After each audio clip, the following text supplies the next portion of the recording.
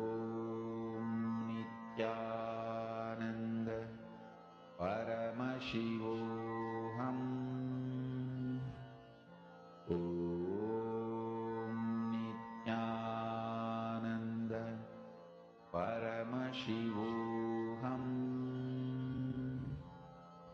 Om Nithyananda Paramashivoham.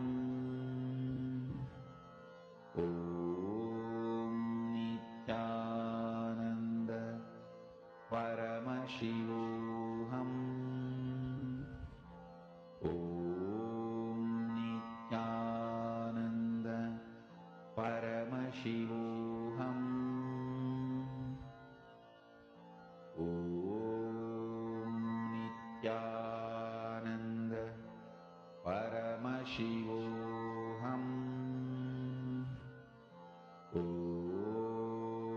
Nithyananda Paramashivoham.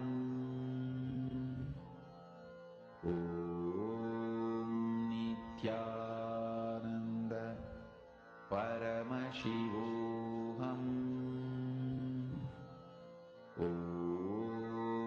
Nithyananda Paramashivoham. Om Nithyananda Paramashivoham. Om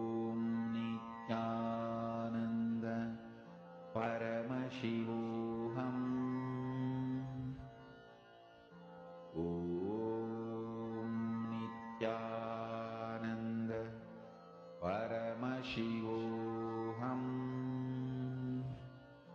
Om Nithyananda Paramashivoham. Om Nithyananda Paramashivoham. Om Nithyananda Paramashivoham. Om Nithyananda Paramashivoham. Om Nithyananda Paramashivoham. Om Nithyananda Paramashivoham. Om Nithyananda Now please relax in the same space. Let us all enter into the next session where we learn about how Ganga descended to planet Earth.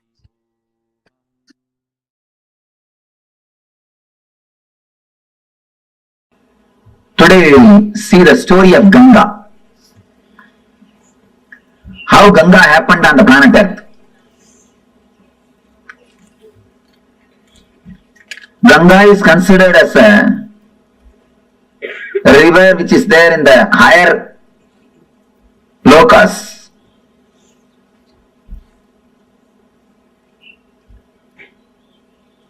It was there with the Kamandalu of Brahma. Means this is the energy, this is the water energy of existence. Brahma means a creator, the energy which creates the whole existence. You see Brahma, you can see four things within. One is the Kamandalu, means the water energy. Another one is palm leaves, Veda, knowledge, wisdom. Then Akshamala means Japamala. Akshamala represents the vibrations, sounds. Through all these things, and then the swan will be there. Hamsavagana. The swan, Hamsa represents continuous meditation. Hamsa means continuously meditating. If you see the sound of your inhaling and exhaling, it will be hum, sum. It will go as a hum and come out as sum. When they say hum, sum, they mean continuous awareness. creator has to be with continuous awareness. Only with awareness you can create. Creativity and awareness is directly connected. That is why Brahma is described with Akshamala, means vibrations. Pustaka means the knowledge, Vedas. And the Kamandalu, water energy. And Hamsam, awareness. Man who has reached the ultimate awareness, the Parama awareness, is Paramahamsa. Hamsam means awareness. Man who has reached the ultimate awareness is Paramahamsa. Ganga is the water energy of Brahma. She was there in his Kamandalu. I will describe the scene, how the Ganga happened on the planet Earth. First I will tell the story, then we will see the deeper meaning of that metaphysical story. There was a king called Bhagirath. For some reason, his forefathers have been cursed by some rishi and they all died. They have been burnt, reduced to ashes. All their ghosts are living there, struggling, suffering. They are not liberated. So they beg Bhagirath to help him some way. Bhagirath decides, I have to do something and liberate. He starts meditating, doing penance, doing tapasya towards Brahma. Brahma appears and gives darshan. And he says, yes, I can send the Ganga to the planet Earth, no problem. But be very clear, can planet Earth hold the Ganga's speed? Can planet Earth sustain the force of Ganga? First, do something for that. Arrange for it. Then I will send the Ganga. Then again he starts doing penance, doing tapasya. After the tapasya, Shiva appears. Shiva asks, what do you want? Then Bhagirath says, now Brahma accepts to send the Ganga to planet Earth. But he says the whole planet Earth will be washed away. Planet Earth cannot withstand the speed of Ganga. Please do something. You have to protect us. You have to take care of us. Shiva says, all right, I will take care, don't worry. Tell Brahma to send Ganga, I will take care. He gives the assurance. Then again he meditates towards the Brahma. Now Brahma appears and says, I am ready to send, but Devatas are not ready to depart with Ganga. Devatas wants Ganga to be there. Bhagirath asks, what for Devatas wants Ganga to be there? No, they have to take part in Ganga every day. It is their life source. Ganga is not simple water, it is an energy. By bathing in that only, every day they rejuvenate their body and mind. And anybody takes bath in Ganga every day, naturally their body and mind will be rejuvenated. That is why in this hilly area, no medical facilities, practically nothing. But see how many millions of people are living happily. Happily, they are living. Ganga is the mother who is protecting everybody. So the Brahma says they have to take bath every day. Then Bhagirath says, all right, I will arrange the arrange all the facilities for devatas to stay in the planet Earth. Just on the banks of Ganga, I will create cities where all gods and goddesses can live and have bath every day and have their regular routine as they have in the other loka, as they have in the Brahma Loka. Brahma says, if that is the case, then I agree. Go ahead and do it. Then he comes and does tapasya towards Himachala, the Hima hills, Hema Parvata, the Himaraj, who is the father-in-law of Shiva. He does tapasya towards the Himaraja. Himaraja appears and asks, what do you want? I want you to be the host for Mother Ganga. I want you to be the host for Mother Ganga.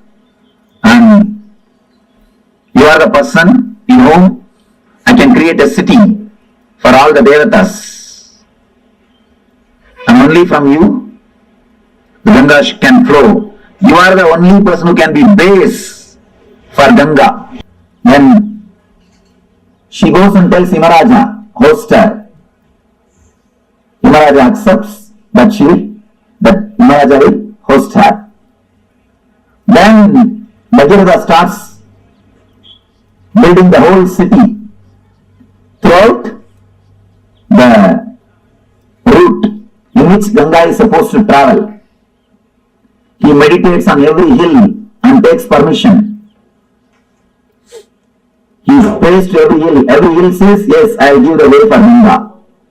So all the whole route is cleared. Then he goes and prays to Kalabhairava, who is the in charge of city Varanasi.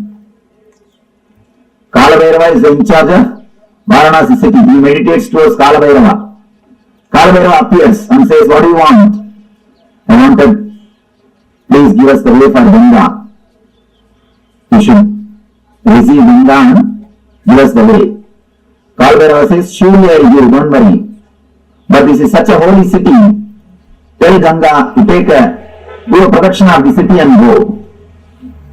Suddenly, Brahma comes up with the next problem. You meditated and propitiated all the devatas except Vishnu. Now, you have to do something to Vishnu. Only then I can send Ganga.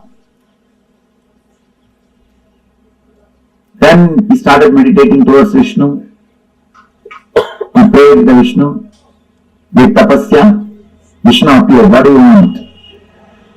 I wanted the Ganga to come down to the planet Earth. Unless you agree, unless you do blessings, it will not be possible. Please bless me. Krishna says, all right. I bless you. Ganga will come to the planet Earth. She will come just out of my feet. And he blesses. The Ganga will come out of his feet. Then he says a beautiful one word. Whomsoever has realized the Vishnumaya means the universal consciousness. Whatever water comes out of their feet will be Ganga. Whomsoever has realized the Vishnumayam Jagat, whomsoever has realized me, from their feet, whatever water comes out will be Ganga. From this word only the tradition of Pada Puja starts. Pada Puja of enlightened masters starts from this tradition. Vishnu says, whomsoever has realized the Vishnumayam Jagat, Sarvam Vishnumayam Jagat, from their feet Ganga will flow. From their feet Ganga will flow. Then now he again meditates towards Brahma. Brahma appears with all his glory and compassion, blesses the Bhagavata, then he prays to Ganga. Then he does tapasya towards Ganga, meditates and invites the Ganga mother, Ganga with all compassion, not only compassion, the wild energy. She just comes out of the Brahma's commandable with all the power. She straight away started moving towards the planet Earth. The moment she came out of the Kamandala and started moving the planet towards the planet Earth, all the 14 worlds are shaken. All the Devatas, all the Rishis, all the Munis simply escaped from their planet Earth and ran away because they got frightened. The Pralaya is going to happen. Means the end of the world has come. Such a power, they simply ran away from their world. They escaped. And appears Shiva. Shiva beautifully appears and puts his head in between the Ganga. She straight away lands into Shiva's head, into the matted lock. Next thing, she gets locked in the hair itself. She is black. Here, Bhagavan is sitting, waiting for Ganga for one kalpa. What is happening? They are receiving the call, she has started already, but she has not landed. Already she has started, but she has not landed here. What happened? What happened in the way? Again he meditates towards Shiva. Shiva appears and says, yes, she is there in my head. Now what do you want me to do? Bhagavan says, please just send a little bit. Don't hold the whole thing. Then Shiva says, oh, is it so? Alright, then just he moves one hair. Just he does. Only one hair moves. And from the one hair gap, just Ganga comes out and lands on the Himalayas and comes. That is the flowing through this way. She fills the ocean. Understand? The story is no ocean. There was no water on the planet Earth. It is through Ganga, first water came to the planet Earth. Goes and merges into a Samudra, Samudraraj, the son of Ganga Mata.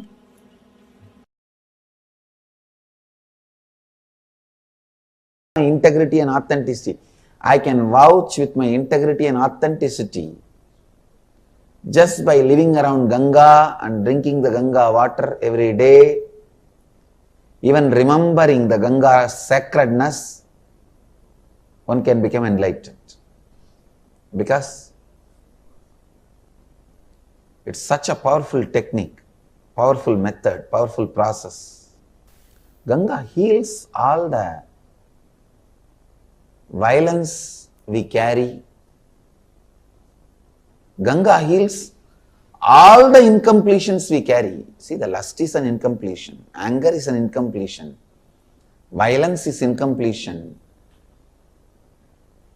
All the incompletions we carry, Ganga can purify. Ganga can really purify.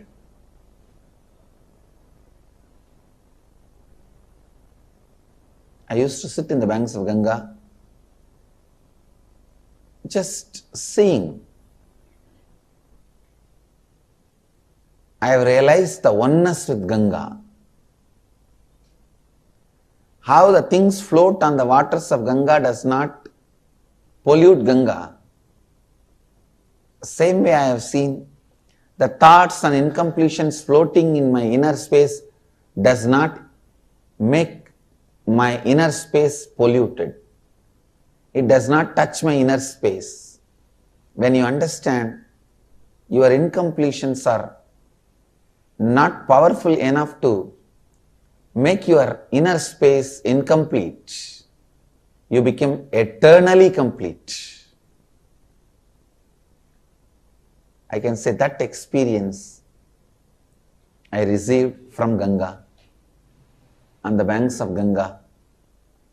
It heals and brings love. I tell you, Ganga can complete any lower occurrence you have. I can give this as an authentic spiritual practice. Actually, just for this, I wanted to create a ashram in the banks of Ganga. Anybody in the planet Earth has some incompletions that they are not able to complete, strong incompletions. Just come and spend time in the banks of Ganga,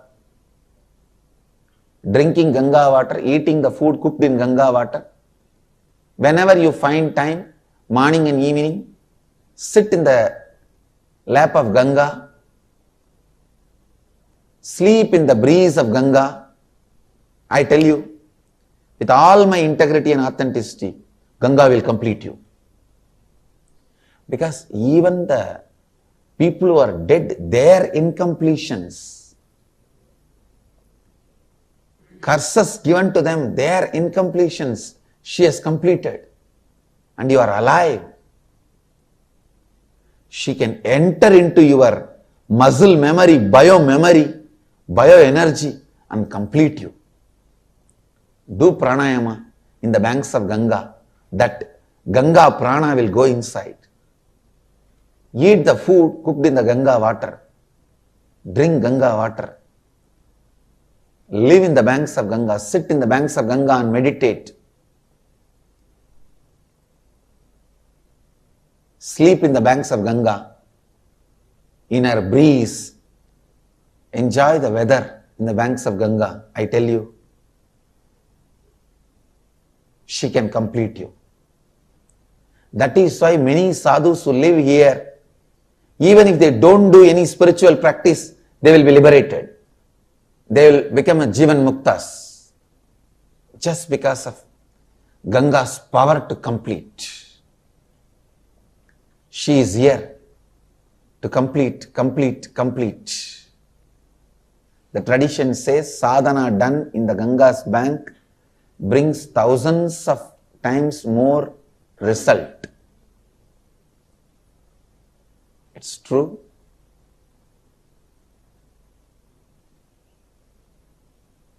Ganga Mata is such powerful energy, such beautiful energy, such great energy. The largest worshipped deity is Ganga. She is the Kalpataru for planet Earth. Whatever whoever wants, she goes on showering. She is like a mother. Physically also she gives what do you want, and spiritually also she showers what do you want. She is the Kalpataru. Come on, meditate on Mother Ganga. Let Mother Ganga be a Kalpataru.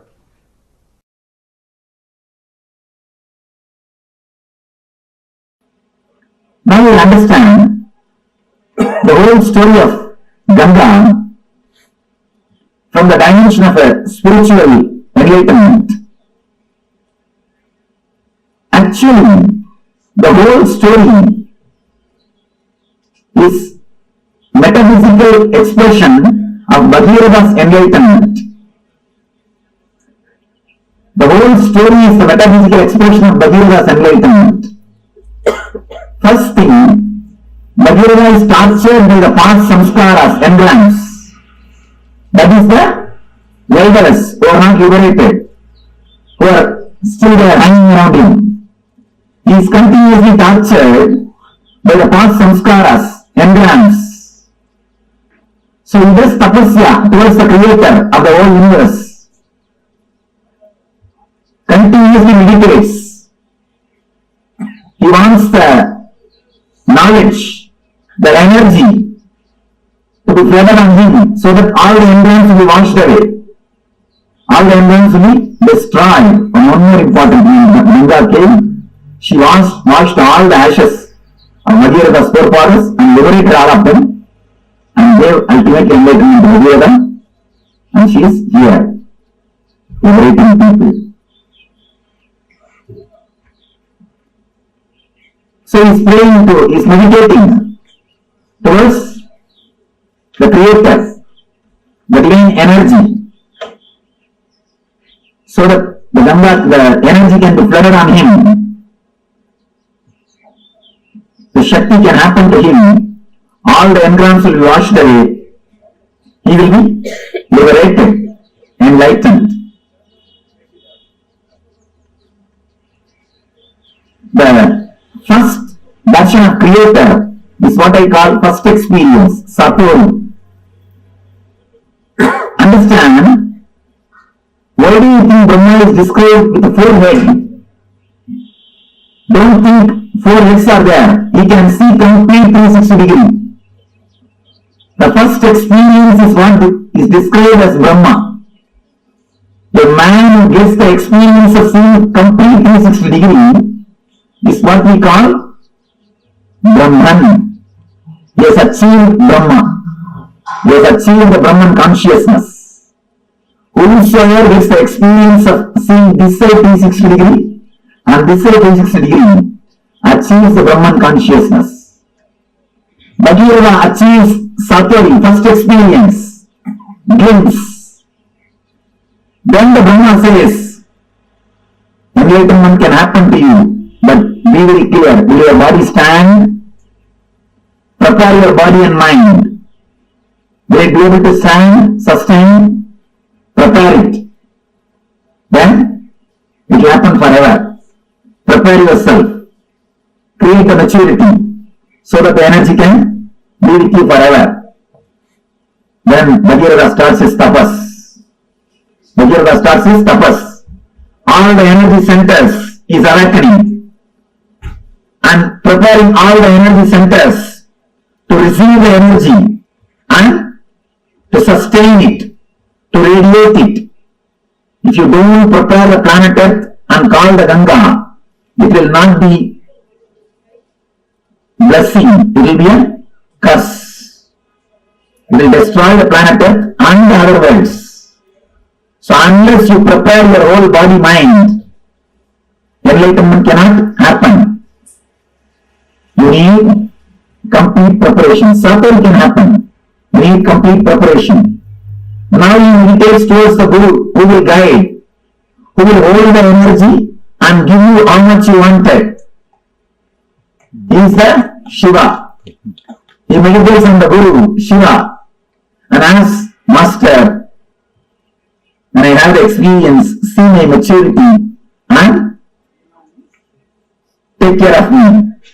Let me go with maturity and energy. Just take care. How much I mature, that much supply the energy. Please let you be the safety valve.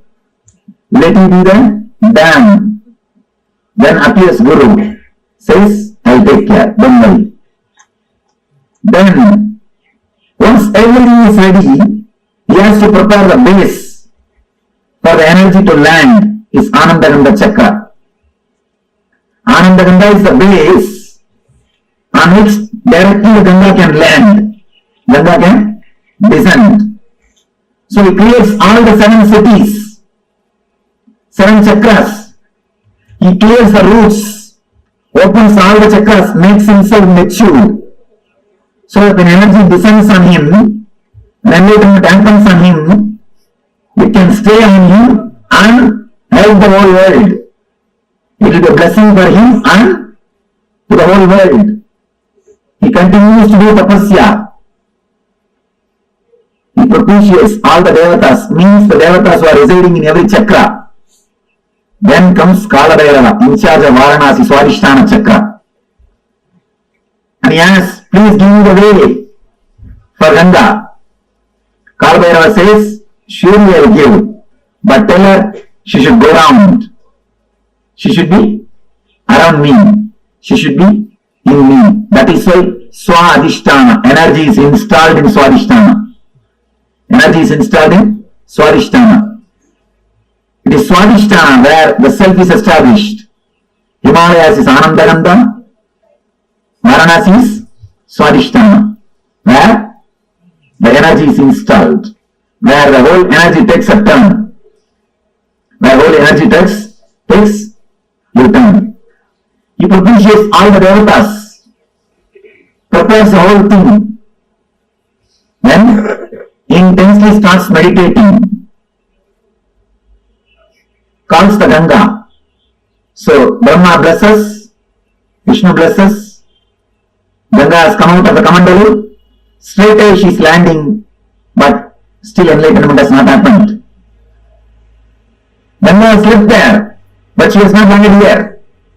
Whatever can be done, all the tapas is done, everything is done. Whatever meditations can be done, whatever purpose can be done, whatever struggle can be done, everything is done. Enough. The Ganga is not happening. He just relaxes, dropping all the efforts. Enough now, nothing can be done.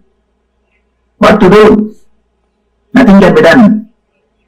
So when he relaxes, surrenders at the feet of Guru, the Lord Shiva, out of his grace and compassion, he moves one hand. Then lands Ganga in Ananda Ganga Chakra to flood the whole world with the spiritual energy and runs to all over the world, not only to Ganga Savarti, and moves all over the world, and blessing the whole world, giving the Yuga Siva and Parasuva. Not only washing the embryons of Bhagavata, blessing the whole planet Earth, whole universe, by radiating the brain energy, by radiating the spiritual energy, by radiating Ananda Shakti. Ananda Shakti, the Ananda Shakti, which has liberated Bhagavata, which has liberated the whole humanity, which is liberating millions of seekers. The Guru's grace, Ananda Shakti, let it liberate all of you, let it flow in all of you, let it be in all of you, let it purify all of you, let it radiate in all your beings, let you all become channels of Ananda Ganga, let you all become Ananda Shakti.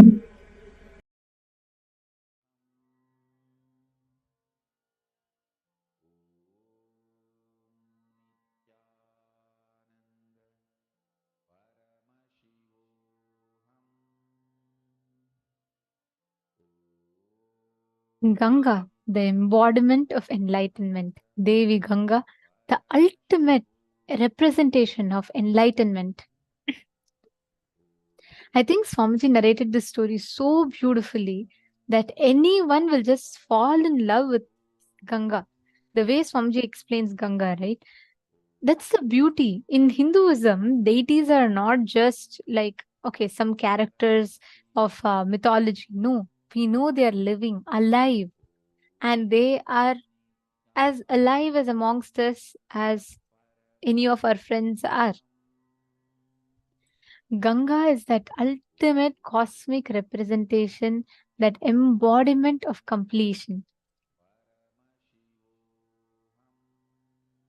She is the embodiment of enlightenment, the embodiment of giving us the experience of that ultimate Satya, the Parama Satya.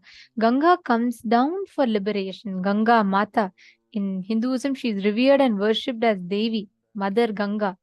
And she gives all of us that experience of enlightenment, that ultimate cosmic oneness. That enlightenment she bestows all of us with. That is Ganga. And today, all of us are going to be having the darshan. See, actually, Swamiji narrated here, right? How Devi Ganga descends, and there are like multiple times Bhagirath meditates, and 2 times Paramashiva comes, correct? Those 2 times, when Paramashiva happens in Maharloka, when Paramashiva holds Ganga in his chatas in KAILASA, that is one. When he releases it in Bhuloka, that is Ganga Visarjana. When he holds Ganga on his jatas, it is Ganga Dharamurti. This is the story, like the significance name-wise of the deities. So if we understand, if we know that the whole experience and the whole science of enlightenment that has been revealed for each and every one of us, this ultimate science of enlightenment is represented by Ganga, Devi Ganga. Catching it? Now, all of us will understand what Ganga is. How can we apply her principle in life? One of the most beautiful lines Swamiji says, Ganga is a river of knowledge, river of enlightenment. Just by drinking the Ganga water, one can experience enlightenment. Just by you having the Ganga water, Ganga Jal, you can experience enlightenment. Just by you consuming the sacred prasada. Swamiji used to sit in the banks of Ganga, and Swamiji used to just see Ganga, that space of Upanishad. And Swamiji beautifully explains, when Swamiji used to see, right, the objects floating on Ganga, like how all the things floating on Ganga do not pollute Ganga, same way the thoughts, the incompletions, the patterns floating inside of you does not pollute you. Your incompletions are not powerful enough to make your inner space incomplete. If you just meditate on Ganga, Devi Ganga, letting Mother Ganga be Kalpataru, every one of you just sit straight, close your eyes and meditate on Devi Ganga. Just do it for a few minutes. Just connect and meditate on Devi Ganga. Please sit straight. Visualize Ganga, that vast expanse. And create a deep prayerful mode, just a space of gratitude. Visualize Devi Ganga. Sit straight.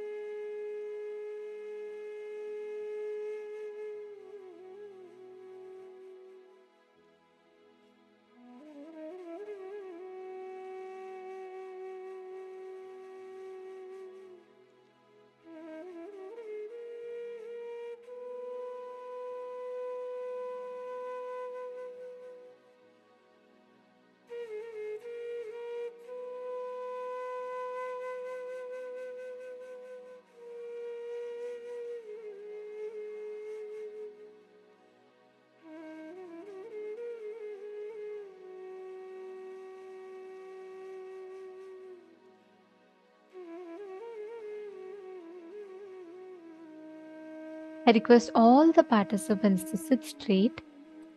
Visualize Devi Ganga. We will now be playing some oneness capsules where Swamiji himself is sitting in the banks of river Ganga. I request every one of you to just connect. Visualize Devi Ganga.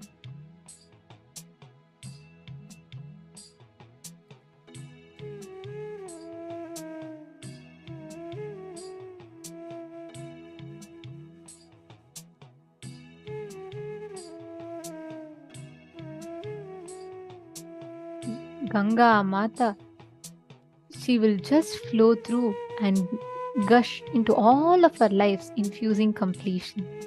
Just connect to Devi Ganga, sit straight, meditate, visualize the river of enlightenment.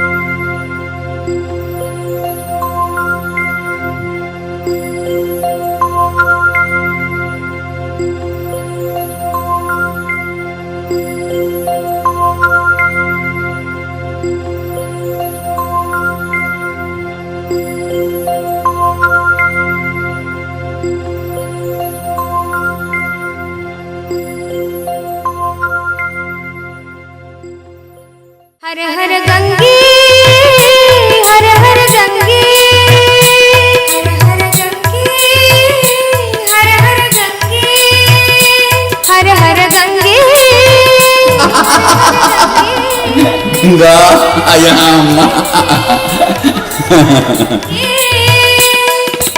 Hey Nataraja hey Nityananda, her her her her Gange.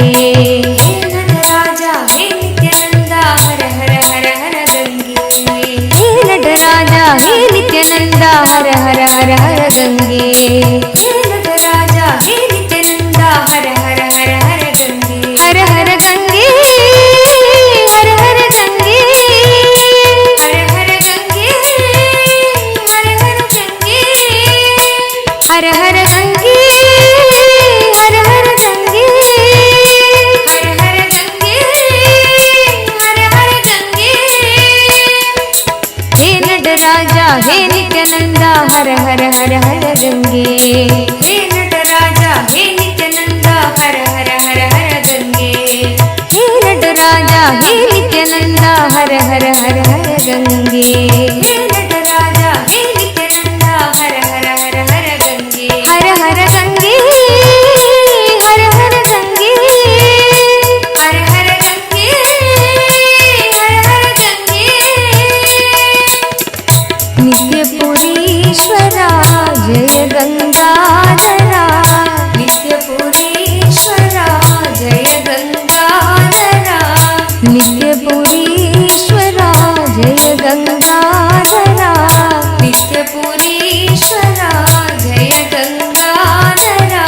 Her her her her Gange, her her her her Gange, her her her her Gange, her her her her Gange. Shankara Shiv Shankara Shiv Shankar Shankar Nitya, Shankara Shiv Shankara Shiv Shankar Shankar Nitya, Shankara Shiv Shankara Shiv Shankar Shankar Nitya, Shankara Shiv Shankara Shiv Shankar Shankar Nitya, Shankara Shiv Shankara Shiv Shankar Shankar Nitya, Shankara Shiv Shankara Shiv Shankar Shankar Nitya, Shankara Shiv Shankara Shiv Shankar Shankar Nitya, Shankara Shiv Shankara Shiv Shankar Shankar Nitya. Her her Gange, her her Gange, her her Gange, her her Gange, her her Gange, her her Gange, her her Gange, her her Gange. Hey Nataraja hey Nityananda, her her.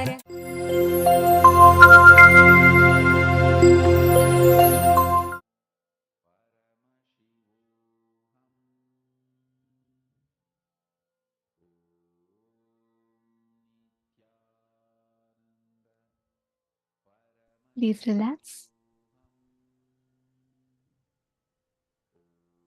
Slowly, very slowly. Please open your eyes.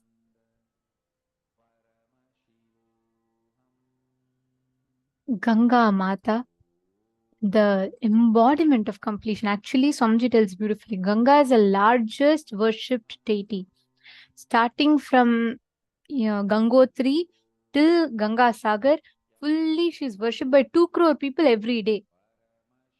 Ganga is that most compassionate, most loving, and most available form of Mother Nature, actually. And now, connect to Ganga, right? When you experience completion internally inside of you, bringing completion externally in all situations is very easily possible.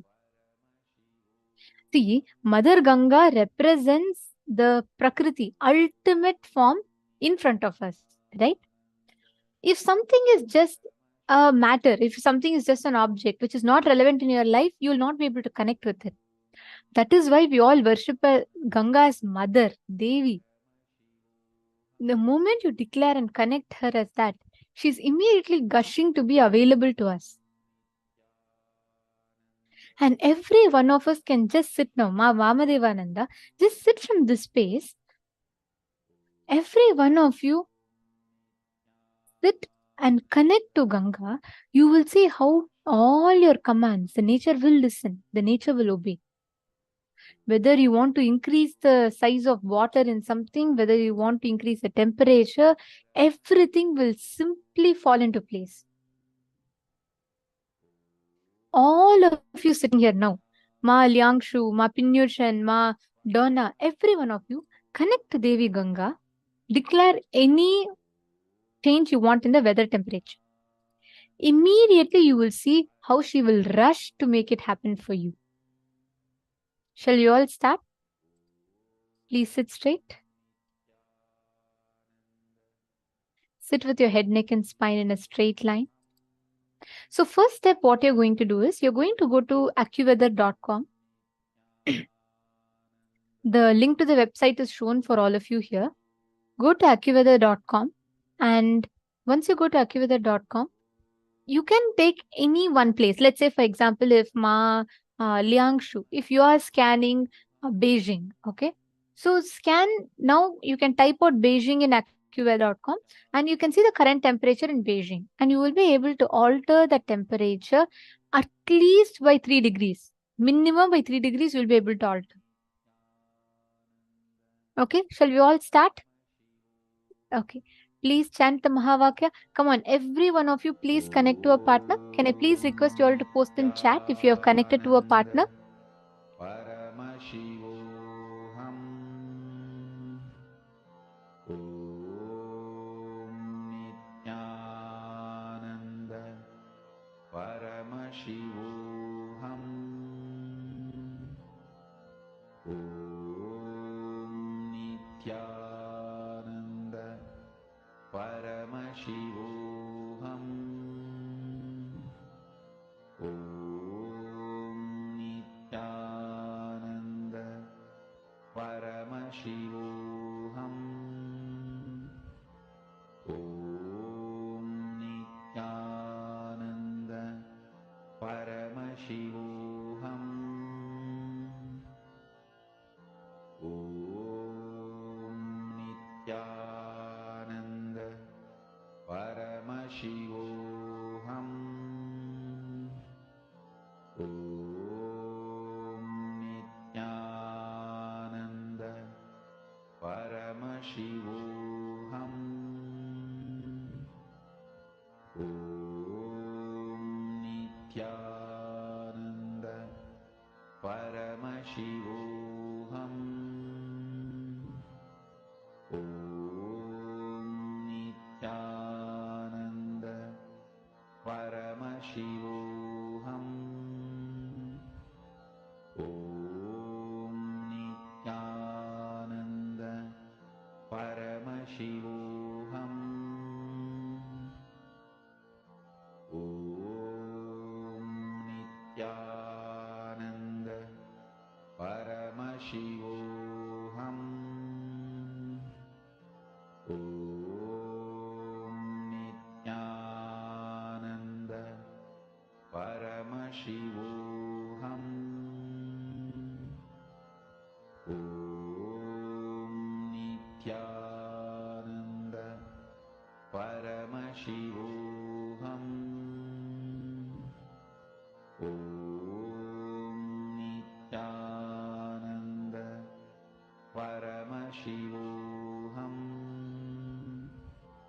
Om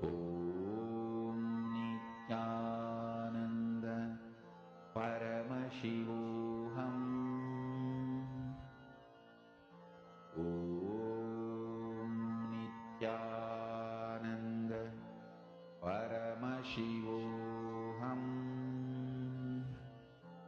Om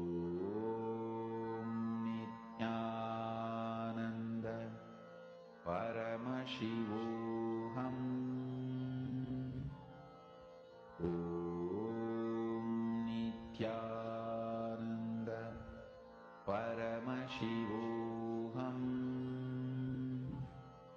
Om Nithyananda Paramashivoham.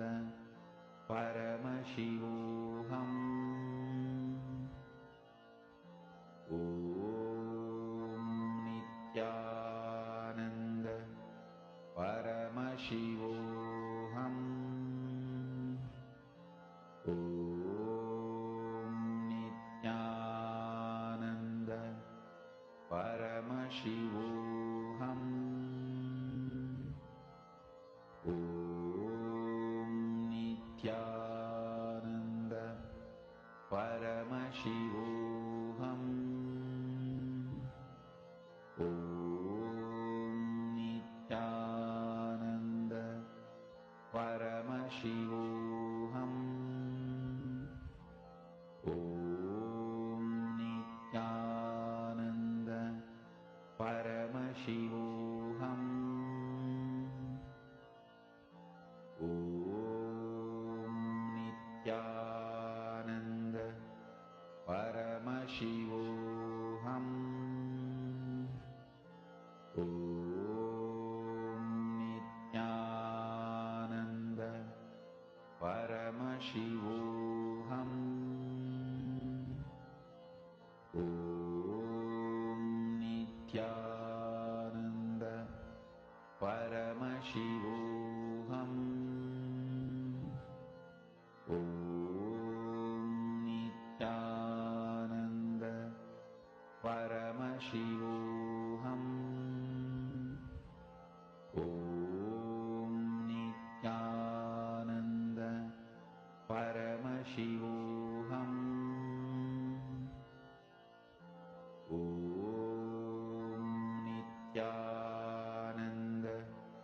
Om Nithyananda Paramashivoham. Om Nithyananda Paramashivoham.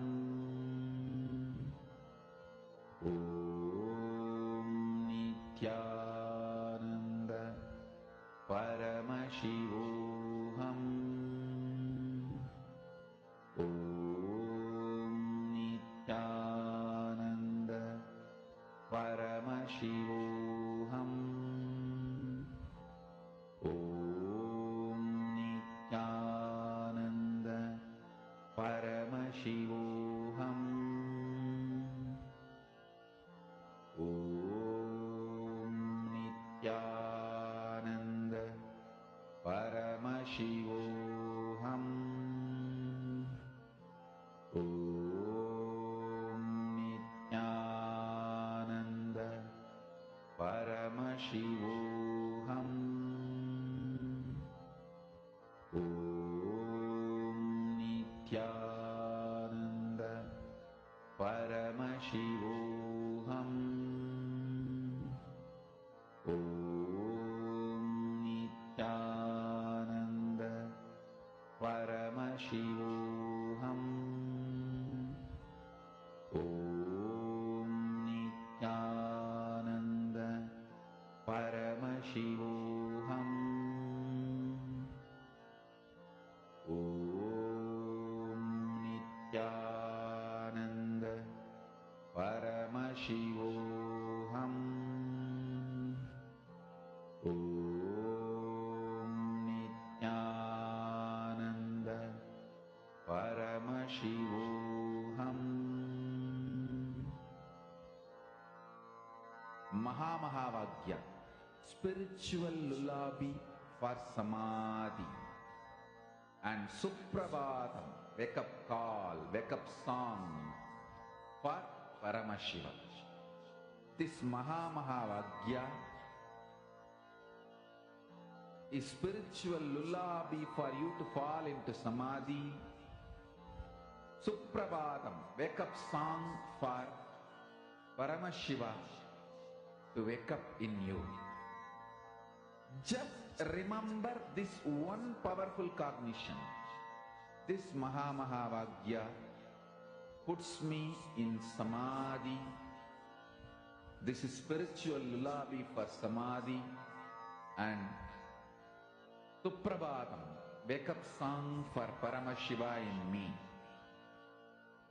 for Paramashiva to manifest. With this one spiritual powerful cognition, chant this Mahamahavagya.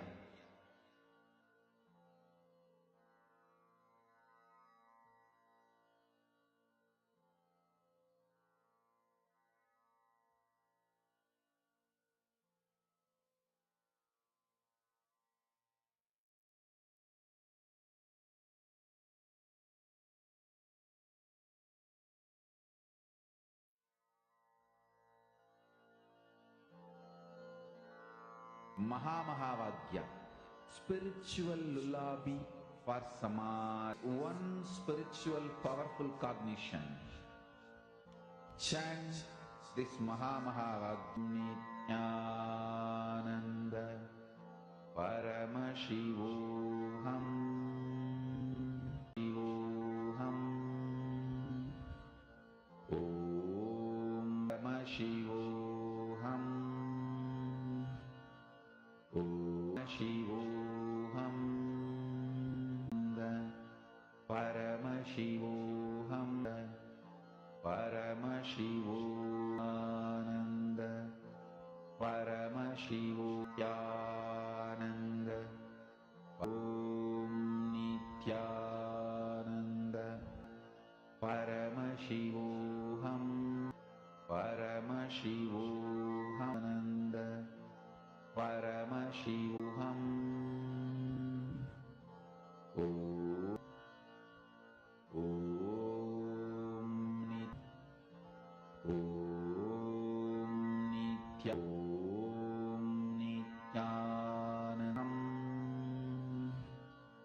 Om Paramashivoham. Om Nithyananda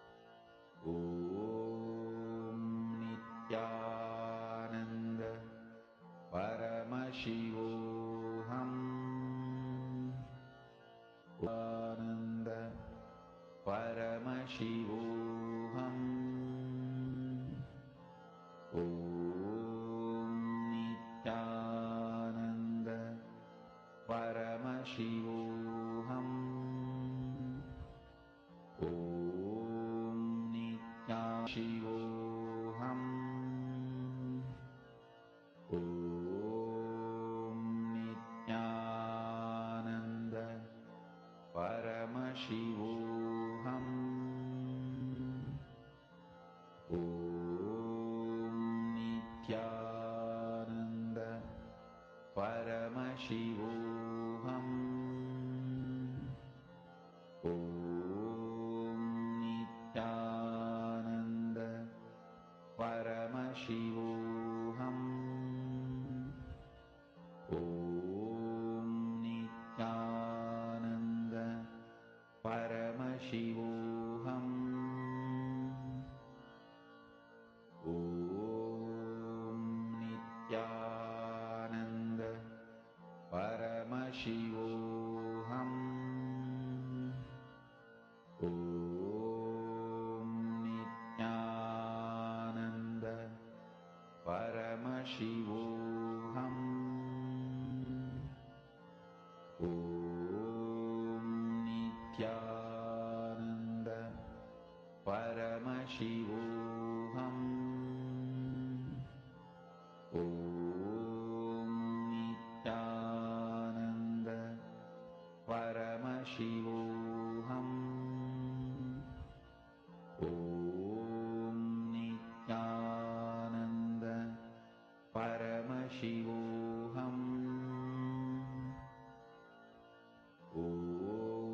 Om Nithyananda Paramashivoham. Om Nithyananda Paramashivoham. Om Nithyananda Paramashivoham. Om Nithyananda Paramashivoham. Om Nithyananda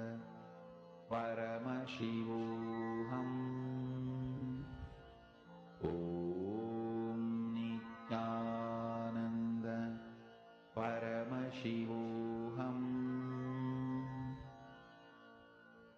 Om Nithyananda Paramashivoham. Om Nithyananda Paramashivoham. Om Nithyananda Paramashivoham. Om Nithyananda Paramashivoham. Om Nithyananda Paramashivoham. Om Nithyananda Paramashivoham. Om Nithyananda Paramashivoham. Om Nithyananda Paramashivoham. Om Nithyananda Paramashivoham. Om Nithyananda Paramashivoham. Om Nithyananda Paramashivoham. Om Nithyananda Paramashivoham. Om Now, Nithyananda in this same space, let us all enter into the next session where we are going to be understanding about one of the key, most important aspects of our life that is needed for decision making. Let us learn about will persistence.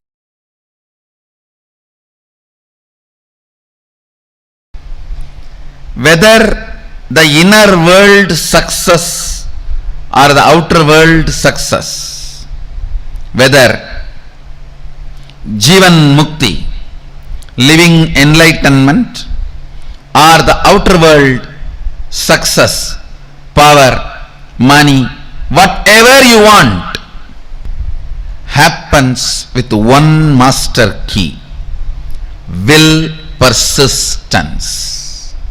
Listen. Not willpower. Willpower means you try to make a will few times. My health should be like this. My life should be like this.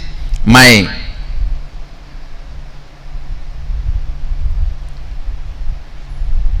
business should be like this.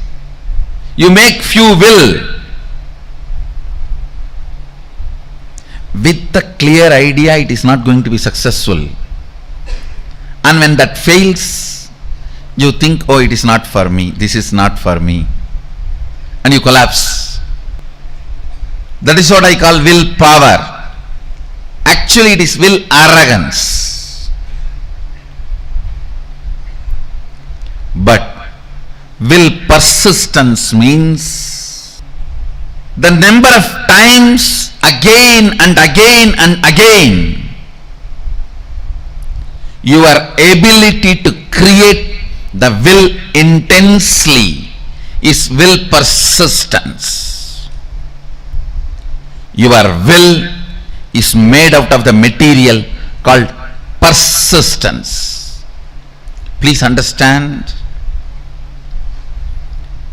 Water in the Ganga breaks the Himalayas not because of power but because of persistence. Not because of power but because of persistence. Whether it is the inner world, enlightenment, or outer world success like money, name and fame, power, health, relationships, whatever you want, inner world or outer world, the master key is will persistence, not willpower. Willpower will always make you feel you are a failure. Will persistence manifests the real willpower and it will make you always successful. Understand?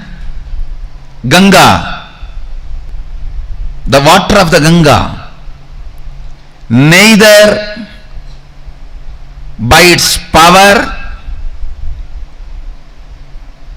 nor by the objects she carries she opens the Himalayas. It is just by her persistence she opens Himalayas. Just by her persistence she opens Himalayas. Understand? Will persistence, not willpower. Whenever you use willpower, it has to happen. It has to happen immediately. Always you have the shade. No, if it's not, what will I? It means already you planned for failure. And when it collapses, you are confirming this willpower and all is not going to work for you. You don't have, either you don't have willpower, or you feel that will not work for you, or you will feel that is only for others, or you will feel this much only is me. It may be for others. Only when you know the science, why it works, when it works, and when it does not work. That is the only when you know when it works, when it does not work, why it works, why it does not work, you start living enlightenment. Listen carefully. Will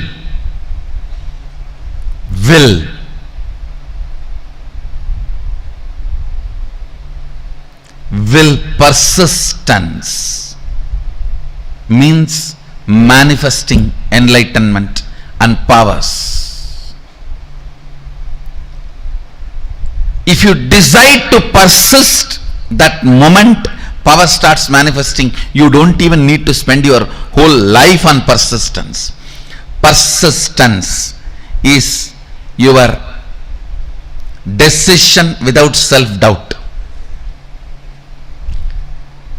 Persistence is your decision to persist. Persistence is your decision to persist and being sure about it. Willpower, when you use just will, you are not sure about you. What will happen if it goes this way or that way? With will persistence, you are sure anyhow how you are going to be. Look at every step in your life.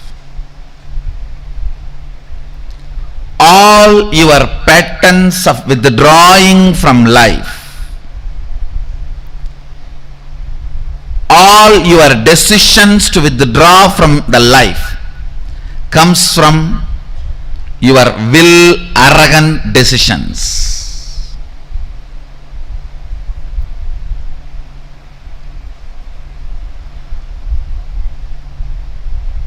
All the life involvement decisions comes from will persistence. I tell you,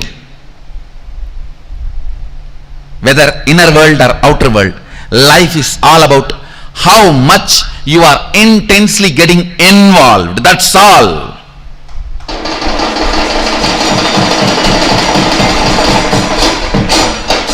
The intensity with which you get involved with the life.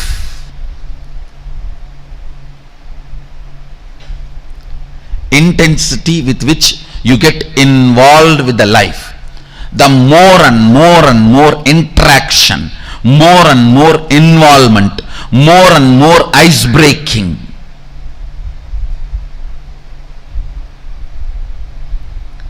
Will persistence is all about life. Life is all about will persistence.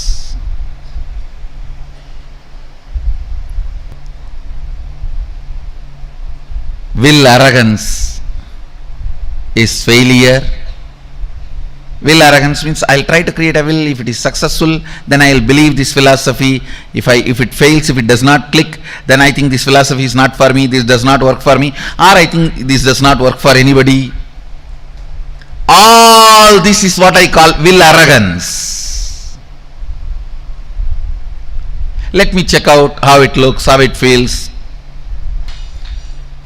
The one and only way you will build will persistence is through Sangha. Sangha teaches you the science of will persistence.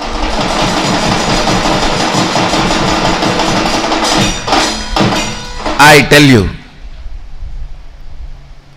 stupid are those who say, oh, what is there in building temple outside? God is everywhere. And why do you put all your time, energy, money in all this? I tell you, when you build a temple outside, all the things required for it, creating a Sangha, creating, inspiring people, enriching, causing, everything, teaches you the science of will persistence, and you become enlightened. By the time Sadashiva sits on the temple you built outside, he already is sitting on the temple which you built inside.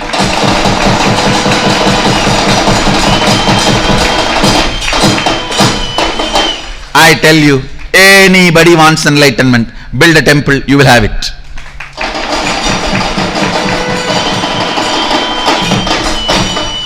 Because building temple is not a joke. You need to work with so many people. So much of involvement with life is required. And I also commit with you guys. Get involved with life. Get involved with Sangha in a very organized, systematic way. I am responsible for your enlightenment and manifesting powers. When I say I'll do it. When I say I'll do it. Will persistence does not take time as you think before practicing will persistence. You always think, oh God, will persistence means I have to persist whole life. Actually, your whole life is nothing but the moment you have in your hand. Persist in that few moments you have in your hand. That's all is required.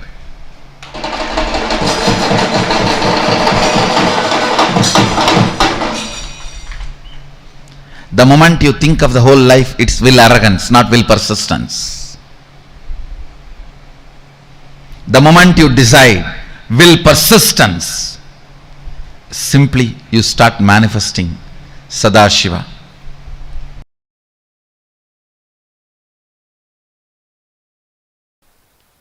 When I say the word will persistence, I do not mean you need to sit for years and years and years. No. It is a simple decision of more persisting. Listen carefully. Listen. This is the essence of the whole session. This is the will persistence means decision not to give up on you. Decision not to give up on your intention to be. Listen. There are only two parts in your inner space. One, will persistence.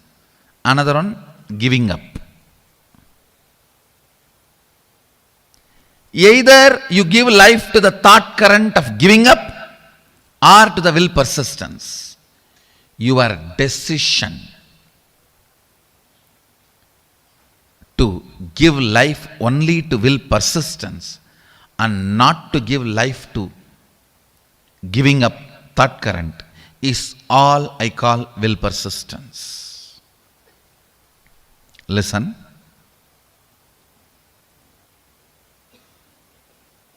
Actually, it's too easy. The truth is, it's too easy. Because you are giving life to giving up thought current, then persistence. Giving up thought current, then persistence. That is when it becomes complicated. It is like you create a terrorist group for some purpose and then you send your army to kill them. You create a terrorist group and then you send your army to kill them. Then world will never have peace. In your inner space, you do the same political game. For right or wrong reasons. For good or bad. You support giving up pattern. You cherish sometime without even you knowing. Only when you are about to fail, collapse, you wake up, oh, not this, not this.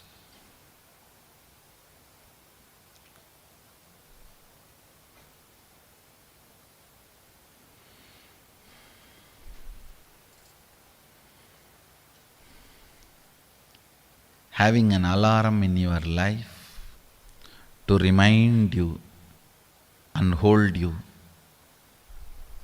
without letting you fall is equivalent to having a guru.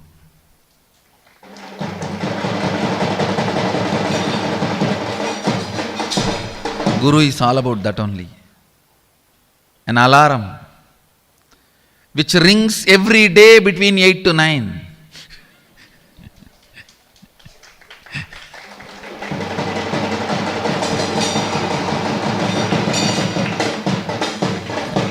Reminding you constantly not to fall.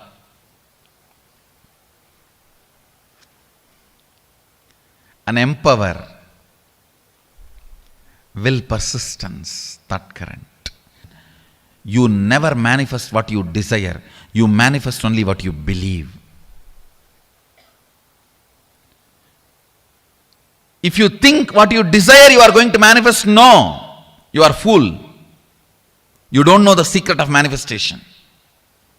What you believe, you are going to manifest. If you believe your willpower is never going to manifest, it is never going to manifest. Your belief, your cognition, your perception, that is only going to become reality. Understand, an important thorn in the flesh need to be removed.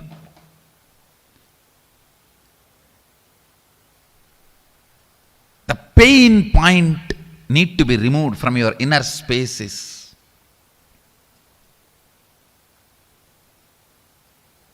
Will, arrogance, failures. All your failures, whether you prayed and did not get. You see, prayer is nothing but making a will. You prayed to God something and did not get it, or you sincerely tried and did not achieve it, or you created a space and it did not become reality.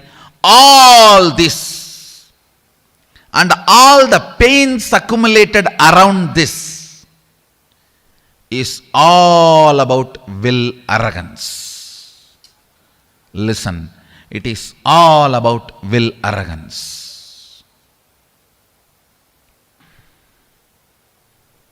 All your failures, whether you failed in your own sadhana, spiritual practice, or you failed in your prayers, you failed in your efforts, you failed in situations, relationships, life, everything is will arrogance.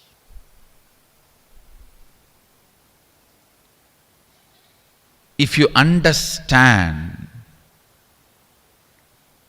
by its nature, will arrogance cannot become reality. By its nature, will arrogance cannot become reality.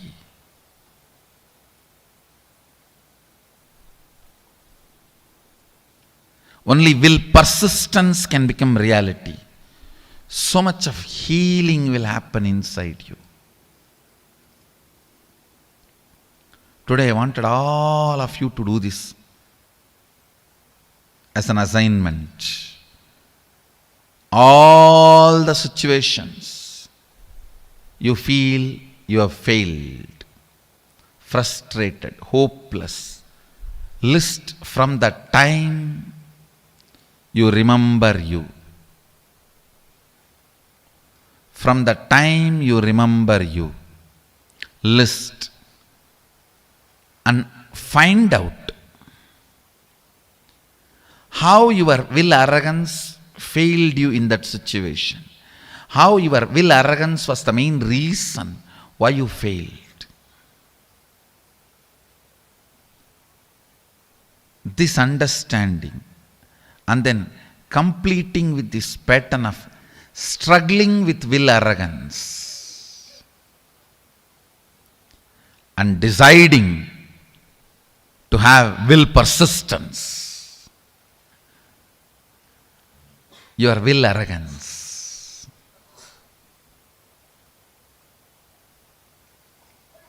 is the source of all the pains.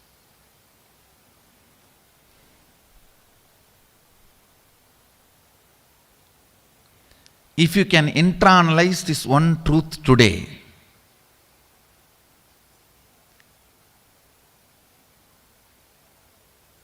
tons of past sufferings will be healed in you. I wanted all of you to do this as an assignment today.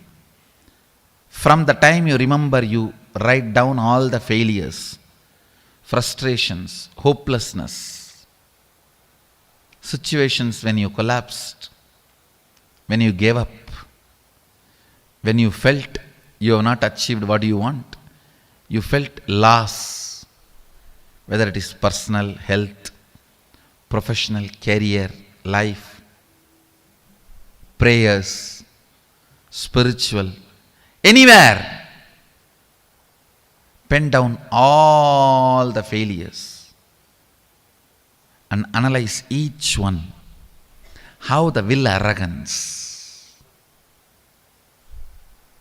collapses you, fails you. Will arrogance means trying half-heartedly, failing, and then blaming yourself. You can never achieve it. Trying half-heartedly, failing, and blaming yourself, you can never achieve it. Vicious circle is will arrogance. Virtuous circle is will persistence. Will persistence means deciding whatever happens, I am not going to give up till my intention to become reality. Nothing can stop me. If my intention to be is Shivoham, till that happens, I am not going to give up. I am going to be persisting. The will persistence.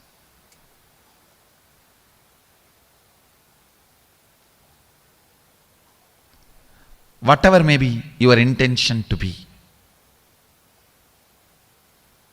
the moment you decide, will persistence,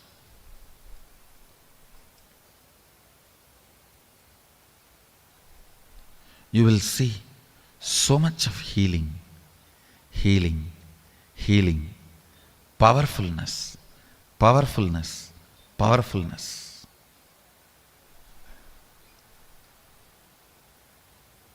Your own voice sitting inside you and constantly teasing you, pulling you down, disrespecting you, abusing you, will just melt down. You don't have any other enemy other than your own will arrogance voice from inside.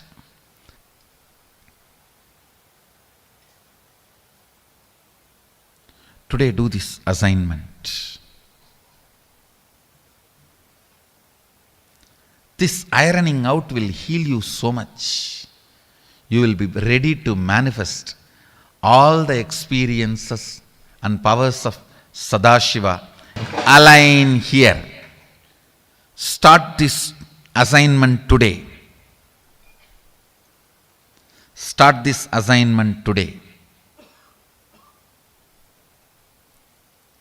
To complete with all the pains, ideas, neurological, psychological, physiological, physical, hormonal ups and downs you generated in you, which goes on trying to make you believe falsely that you are not your intention to be. Complete all of that.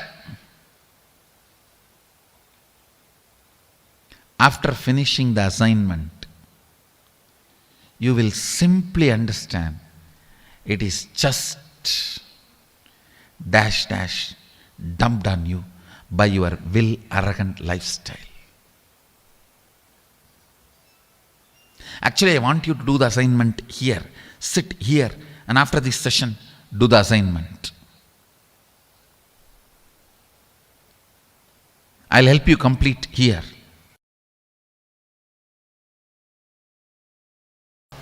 Bringing pure questioning back to your life, bringing seeking back to your life is what I call completion. Understand? It happens only by will persistence, not by willpower.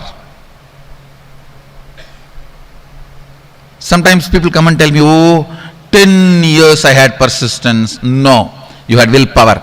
Persistence never brings you tiredness and boredom. You never had persistence. It was always will arrogance fighting and failing. Will arrogance fighting and failing. That is why you are feeling tired and bored. That is not persistence. That is will arrogance. You need to have right idea about your past. Only then you will make right decision about your future. Many times,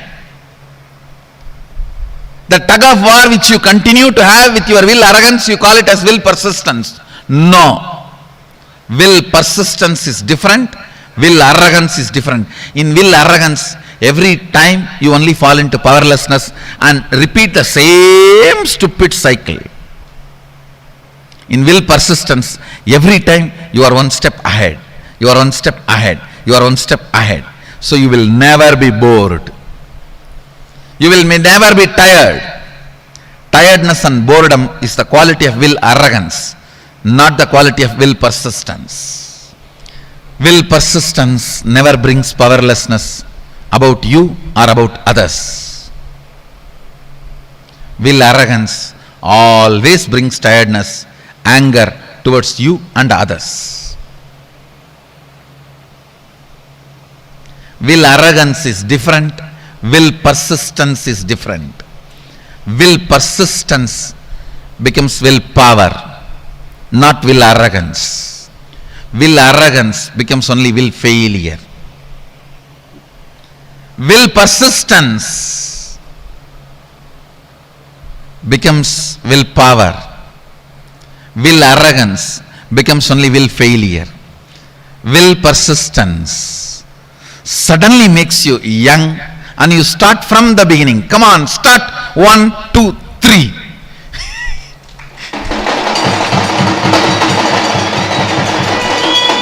Will arrogance makes you feel tired about even the things which you never practiced, but just you imagine you tried. I tried.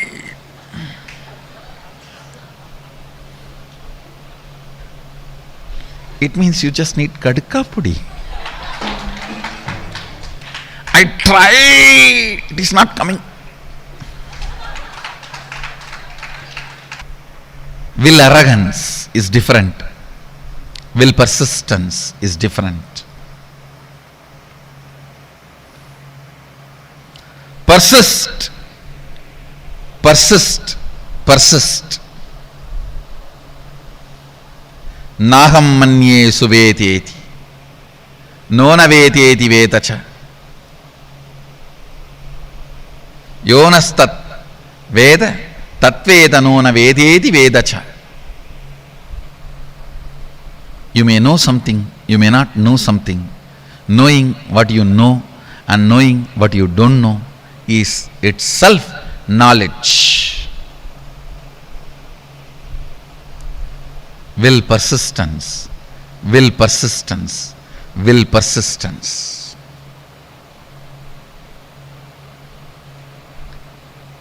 Nothing else need to be done in the world. Just the will persistence will awaken you to you, will raise you to you, will make you realize you to you. Naham manye suvedeti nona vedeti vedacha yonastat vedatat veda nona vedeti vedacha. More and more things you embody, more and more you will know, more and more will persistence happens, more and more will arrogance gets completed. That's all is the essence of life. That's all is the essence of life.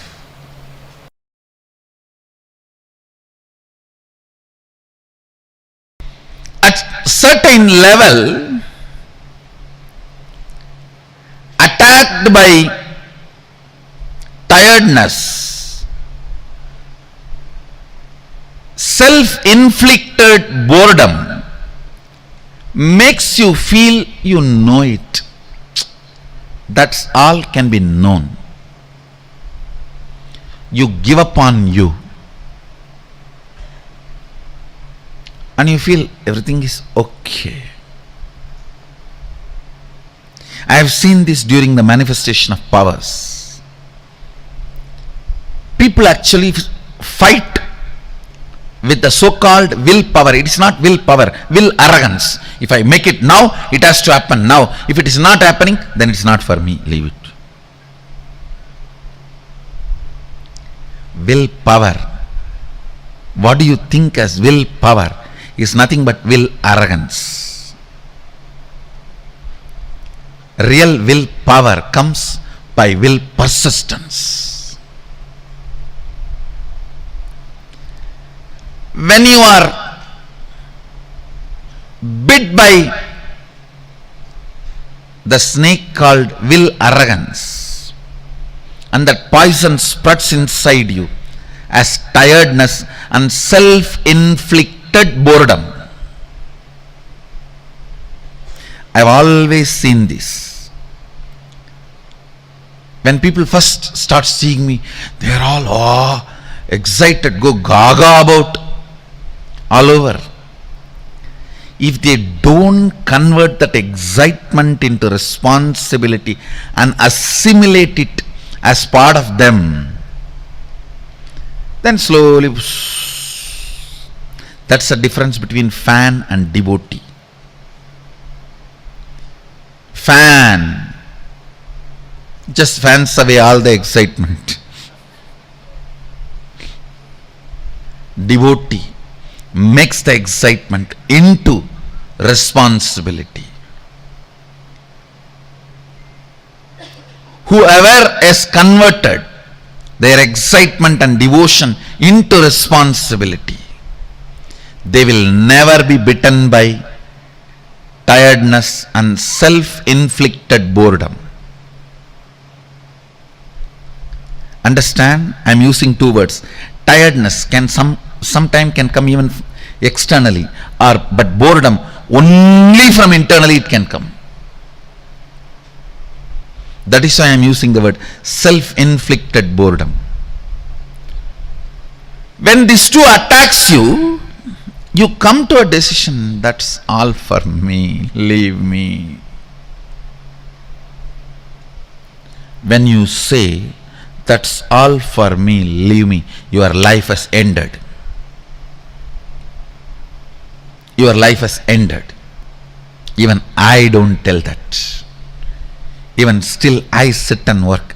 How can the system be more and more stronger so it can radiate more and more? It can manifest more and more. It can support more and more.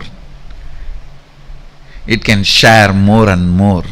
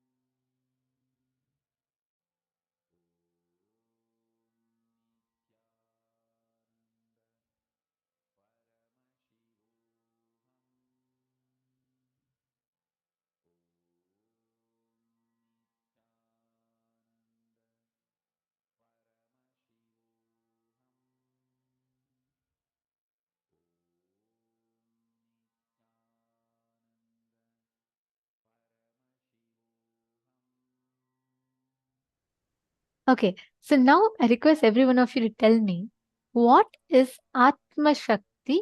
What did you understand as Atma Shakti?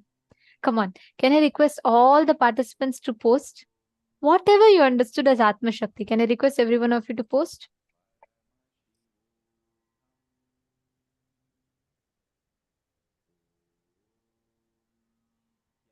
Can I request all the participants to post?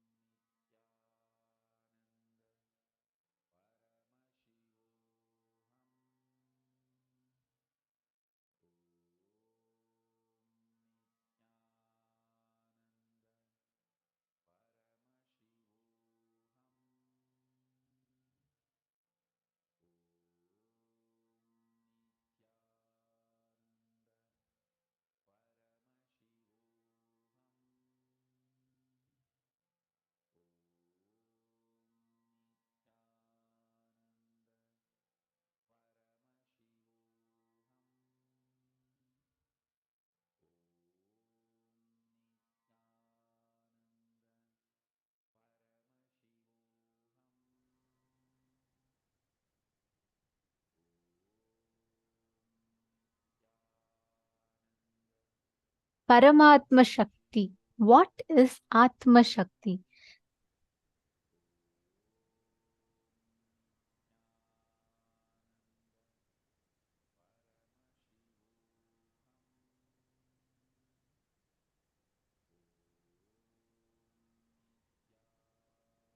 Will persistence will lead to success. Ma Jenny Tran has posted, okay.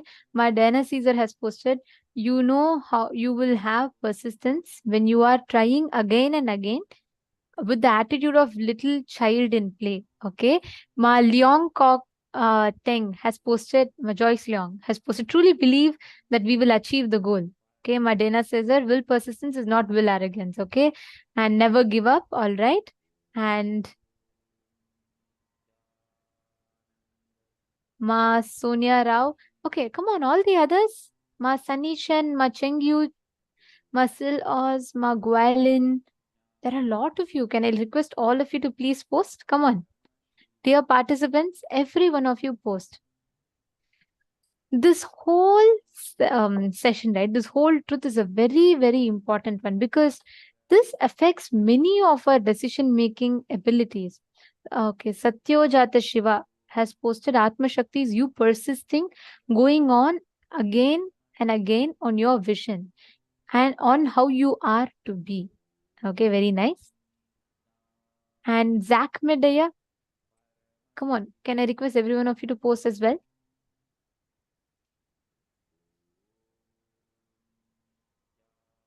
Amit Popatkaraya and Linkal Souza, Ashok Aminaya, Asimaya, I see you sitting very sincerely, actually, almost every day. I see you sit here and I see you listen to the sessions. I request you to also post what you are understanding, post your understanding and post your clicks. Share, keep sharing with us. See, the more and more you discuss, you talk on the subject, right? The understanding in you will gain more depth. So the way you understand, the way you see it, you'll have a lot of depth inside of you.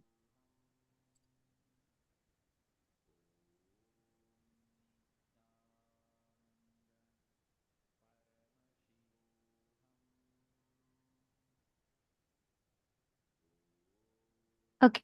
So now let us understand this will persistence. One of the key things Swamiji revealed in this, will persistence versus will arrogance.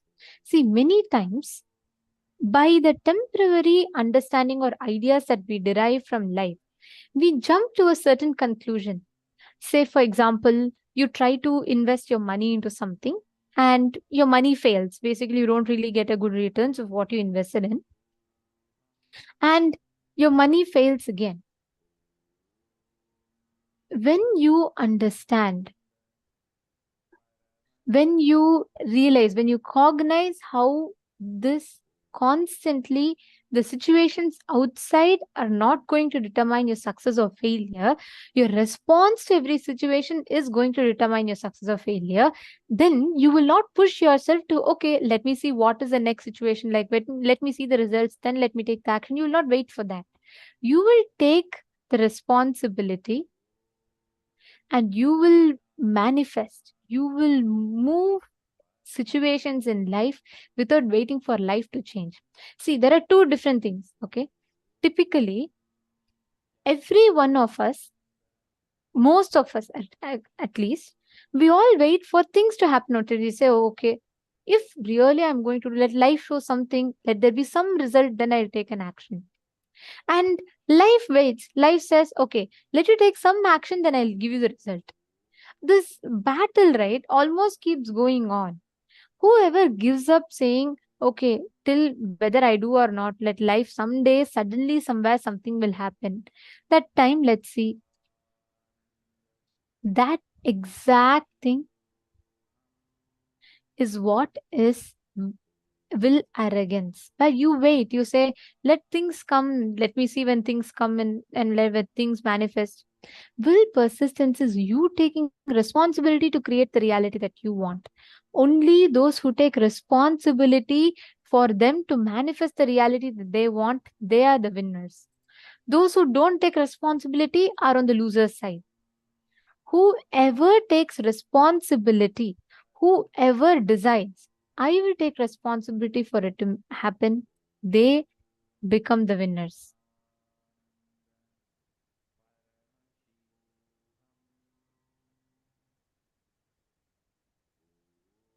Yes. Now, let us all decide to take responsibility and to have the quality of will persistence. First, we need to understand what is the difference between the qualities of will persistence and the qualities of will arrogance. Take a quick few minutes and cognize the different qualities that will arrogance has and the qualities that will persistence has. If you see tiredness, boredom, powerlessness about self, powerlessness about others, feeling that's all can be known, what to do. All this is qualities of will arrogance. Like at times you feel that I know everything that needs to be known. And that is called as will arrogance. It's a quality of will arrogance. You feel like, that's all. I already know everything. See, the thing is, it does not result as any kind of a confidence in you. No. It results as a will arrogance that does not let you learn things or explore into new things. It will make you so rigid inside of you. Let's see what are the qualities of will persistence.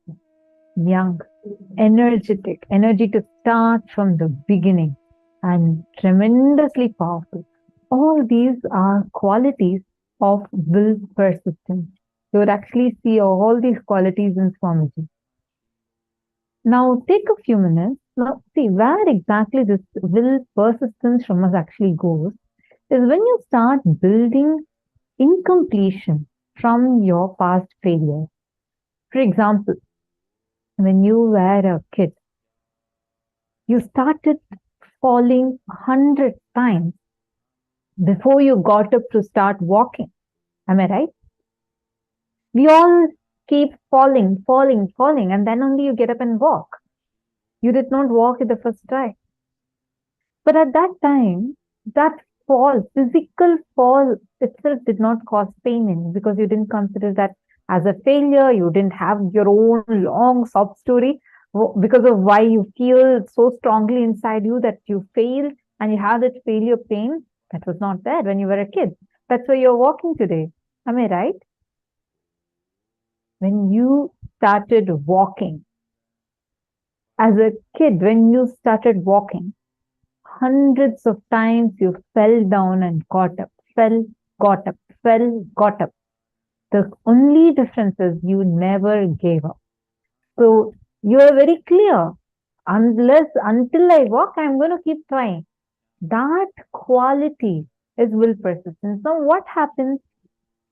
By and by, as that small kids started growing bigger, society's influence, you started learning, oh, this is how my mom talks, this is what my dad says. You hear all their complaints about their lives, you see their struggles, and you start believing that failure pain is legit. You start holding on to something that you call as a failure, hold on to the pain of the failure, and hold on to all the incidents. So the next time you want to try something, you don't even have the energy to try it. You're already tired, you're bored, you're frustrated, given up. That's it.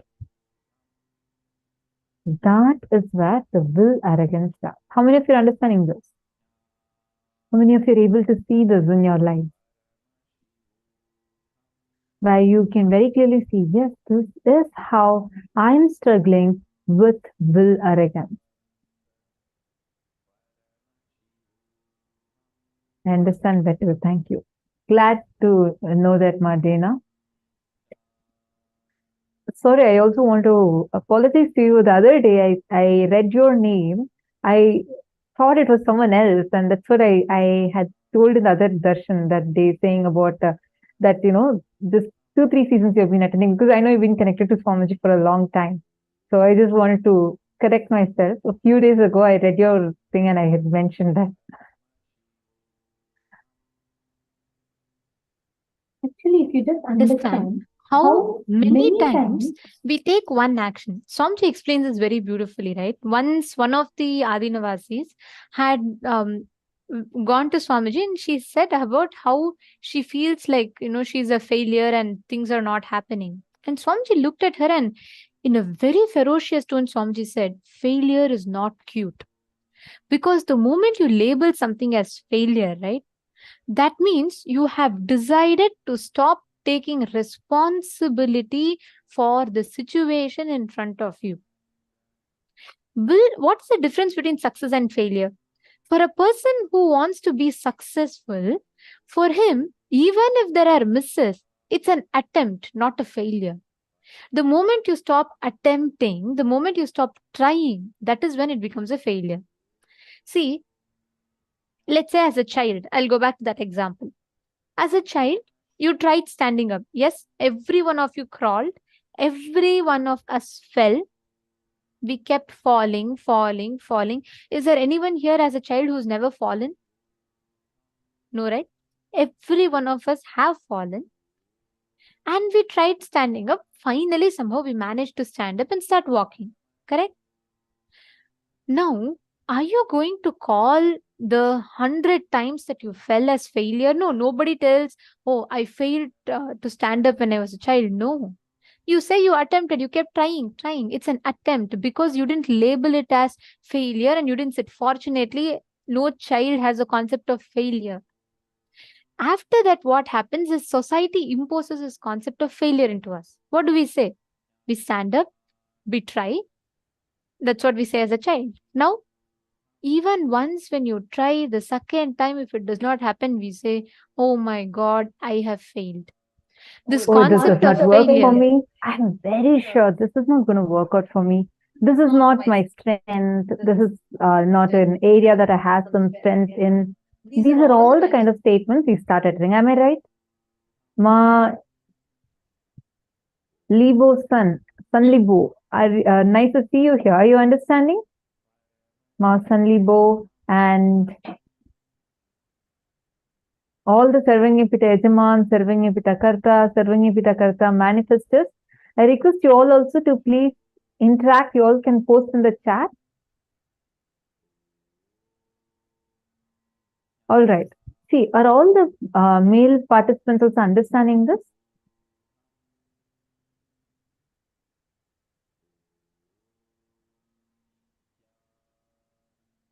See, the will persistence, it starts in you. It is actually there in you. It's your very innate quality, but it stops in you and starts becoming will arrogance from the time you started remembering your past failure as pains, and that those pains are there sitting inside of you.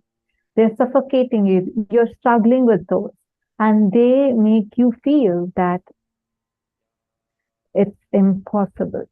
Things are not possible for me. Things will not work out for me. Oh, I have tried my business so many times. I tried it 10 times. But when you were a child, you did not say that statement. You never said 10 times I tried walking. This walking does not work for me. It works for everyone else but me. You didn't decide that. You kept trying. You were having will persistence in you. Swamiji told me once, that failure, there is nothing called failure. Failure is nothing but you giving up and declaring it as a failure. You declare it as a failure. There is nothing called failure. All failures are only a path to success. You go on working for excellence, success will simply happen, and all the failures you are crossing during that phase is just you're crossing those failures just in your path, but it is not a state. You decide to give up out of your laziness or arrogance. When you decide to give up and say, no, this is not working out, that is what you label as failure. You declare as failure and stop it. Understand there is nothing called failure. It is your decision to persist is the key to success. How many of you are recognizing this? I request all of you to write in detail and post so that this is like a very, very powerful cognition. It can help you break in multiple levels, break your obstacles. Ganga breaks the Himalayas, not by power, but by persistence. She doesn't use power to break the Himalayas. She persists. It's her persistence that breaks Himalayas. This is one of my most favorite lines. I was just going to quote this line. Somjit so beautifully explains. See, that is the key. Ganga does not break Himalayas by her power, but by her persistence. When you decide and when you persist, you will see how life will manifest all the results that you want exactly as you wanted. The key here is you experiencing that state, that space of completion inside of your inner space. If you decide to label it a failure, then it's gone. If you decide to label it as an attempt that you're trying to achieve, then you will be successful. The key lays there. Now, let us all do a very quick exercise. Go back to your life and see what are all the things that you have given up. What are all the different situations where you feel you have failed, frustrated, hopeless, everything. From the time you remember you, list, find out how your will arrogance failed you in multiple situations. For example, if you feel, I tried so many times for my exam, but I failed. Write it down. All the things that you failed in relationship, you failed in job, you failed in this, you failed in that. Write down every single failure you've had ever from the time you remember you. I request everyone to do this. It's a very, very powerful exercise. Please write it down. And if any of you have questions, please let me know. Please post it in the chat. We will address your question.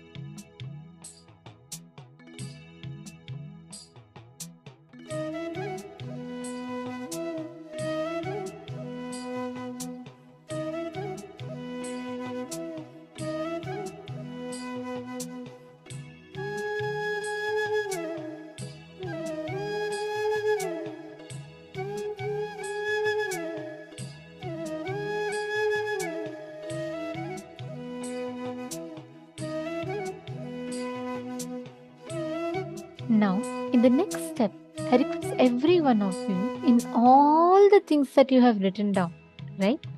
In each and every single thing that you have written down, the moments that you have labeled as failure, the moments that you have labeled as unsuccessful, look in and complete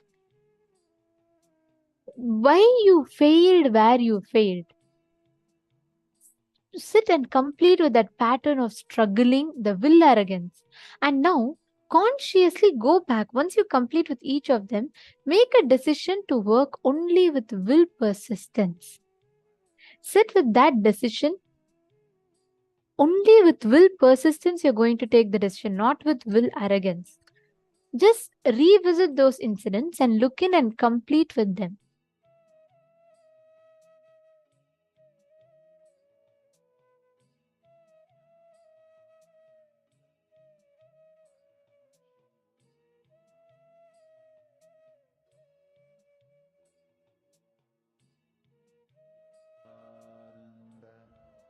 Paramashivoham.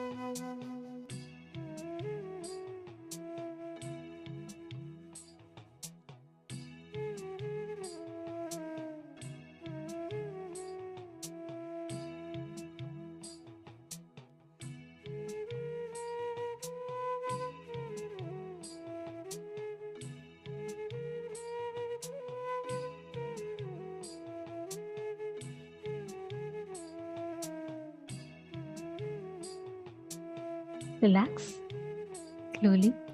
Please settle down. See, understand, every single time that you're going to decide, and every single time that you're going to, you feel that you have failed, you just need to be aware of this one thing. Are you deciding from will arrogance, or are you deciding from will persistence? That is the only thing that matters. Is it will arrogance or is it will persistence?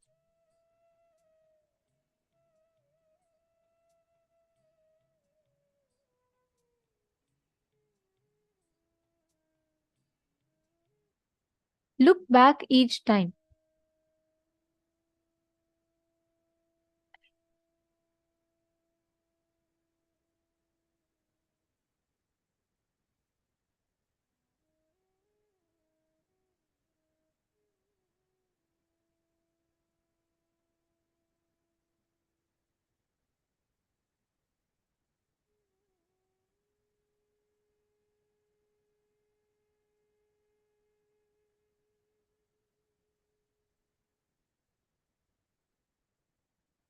Okay. See, understand. Now, every single decision you make in your life, this is the key.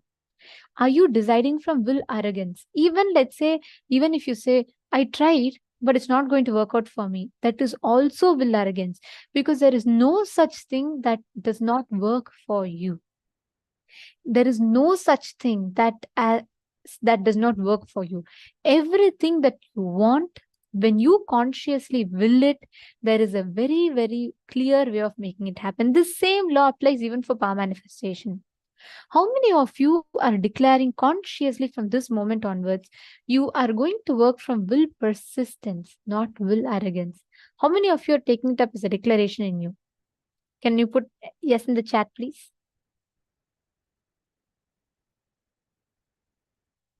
Wonderful.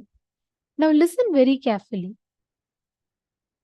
Every time you're manifesting powers, apply the same principle, will persistence.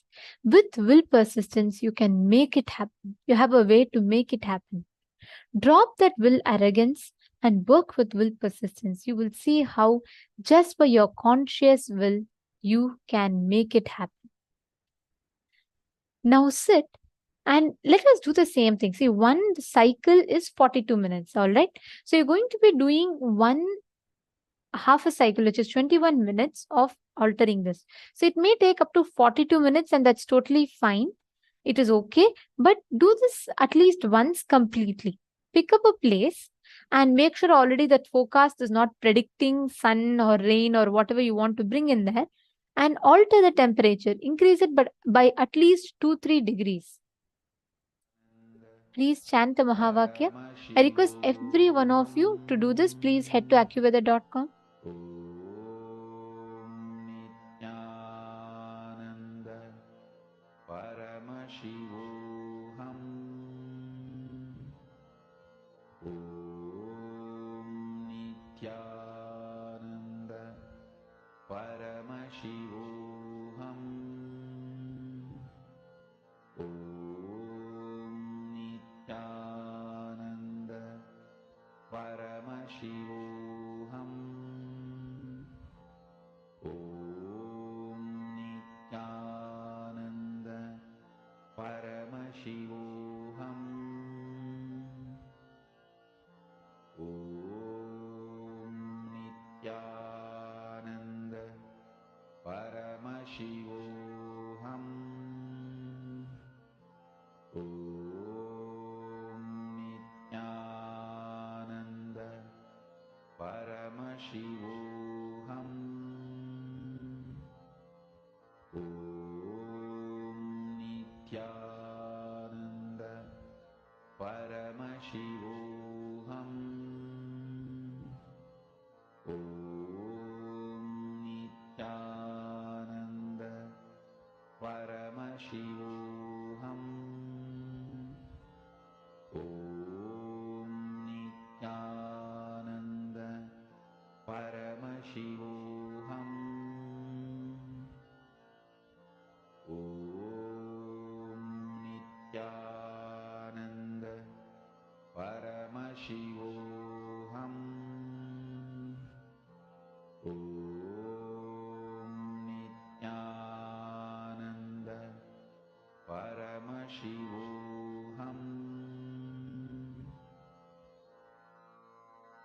Mahamahavagya, spiritual lullaby for samadhi. And Suprabhatam, wake up call, wake up song for Paramashiva. This Mahamahavagya is spiritual lullaby for you to fall into samadhi. Suprabhatam, wake up song for Paramashiva to wake up in you. Just remember this one powerful cognition. This Mahamahavagya puts me in samadhi. This is spiritual lullaby for samadhi.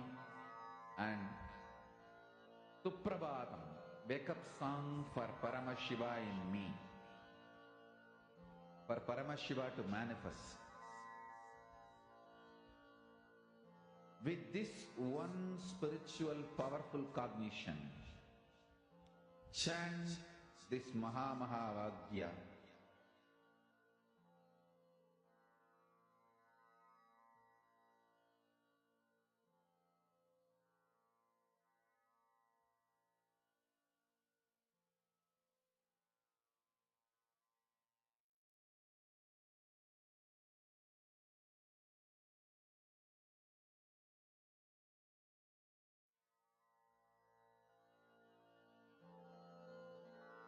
Mahamahavagya, spiritual lullaby for samadhi. And Suprabhatam, wake up call, wake up song for Paramashiva. For Paramashiva to manifest. With this one spiritual powerful cognition, chant this Mahamahavagya. Om Nithyananda Paramashivoham. Om Nithyananda Paramashivoham. Om Nithyananda Paramashivoham. Om Nithyananda Paramashivoham. Om Nithyananda Paramashivoham. Om Nithyananda Paramashivoham. Om Nithyananda Paramashivoham. Om Nithyananda Paramashivoham.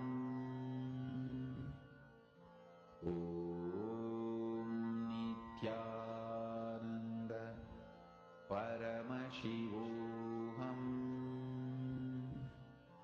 Om Nithyananda Paramashivoham. Om Nithyananda Paramashivoham. Om